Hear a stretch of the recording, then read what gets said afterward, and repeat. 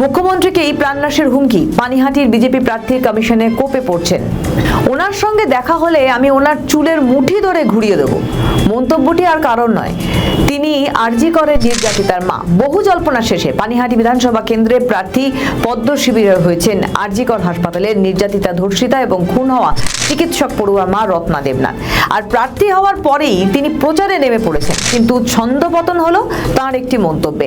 পানিহাটির BJP প্রার্থী হিসেবে প্রচারের ফাঁকে মুখ্যমন্ত্রী মমতা বন্দ্যোপাধ্যায় এবং রাজ্য সরকারের বিরুদ্ধে একের পর এক তোপ দাগ দিয়ে রত্না দেবনাথ এক সংবাদ মাধ্যমের সামনে বলতে গিয়ে মুখ্যমন্ত্রীর উদ্দেশ্যে অশালীন ভাষা ব্যবহার করেন। তার দাবি ছিল ওনাকে জেলে ঢোকাবো, আর না হলে ওনাকে নর্দমায় ফেলে পিটিয়ে মারবো। ওনার সঙ্গে দেখা হলে আমি ওনার চুলের মুঠি ধরে ঘুরিয়ে দেবো। এরপরে মমতা বন্দ্যোপাধ্যায়ের জায়গা হবে জেলে।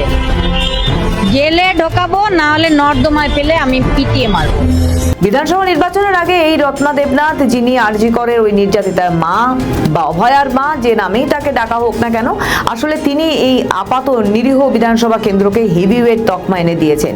এই কেন্দ্রে সিপিএম প্রার্থী করেছে আরজি কর আন্দোলনের অন্যতম মুখ তথা তরুণ বাম নেতা কলতান দাশগুপ্তকে। পাশাপাশি শাসক দলের প্রার্থী হয়েছেন তীর্থঙ্কর ঘোষ, যিনি বিদায়ী বিধায়ক নির্মল ঘোষেরই ছেলে।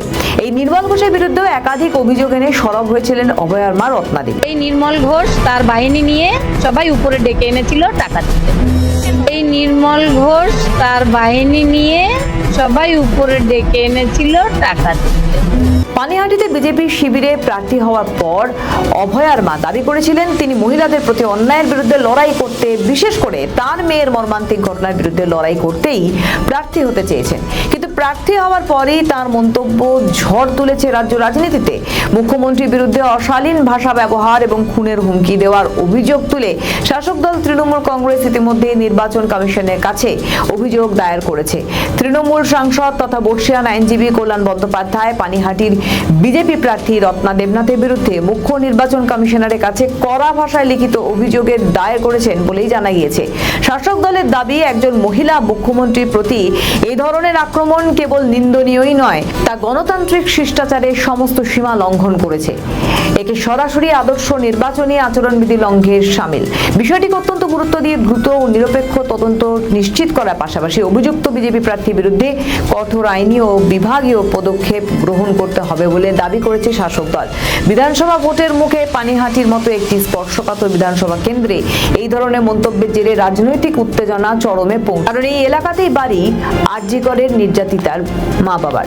তৃণমূলের অভিযোগ, উদ্দেশ্য প্রণোদিতভাবে উস্কানিমূলক কথা বলে নির্বাচনের সুষ্ঠু পরিবেশকে বিষিয়ে দেওয়ার চেষ্টা করছে বিরোধীরা। অপরদিকে বিজেপি শিবিরের দাবি, অভয়ার মা তার মেয়ের সঙ্গে ঘটে যাওয়া মর্মান্তিক ঘটনার পিছনে যে মুখ্যমন্ত্রী তথা স্বাস্থ্যমন্ত্রী মমতা বন্দ্যোপাধ্যায় দায়ী, সেটাই বোঝাতে চেয়েছিলেন। এখন প্রশ্ন, নির্বাচন কমিশন এই বিষয়ে কোনো পদক্ষেপ নেয়, তার দিকেই তাকিয়ে রাজ্য রাজনৈতিক মহল। আমাদের ভিডিও ভালো লাগলে লাইক ও শেয়ার করুন, কমেন্ট সেকশনে আপনাদের মতামত জানান। আরও ভিডিও পেতে আমাদের চ্যানেলটিকে সাবস্ক্রাইব করুন এবং প্রতি মুহূর্তে খবরের আপডেট পেতে প্রেস করুন বেল আইকন।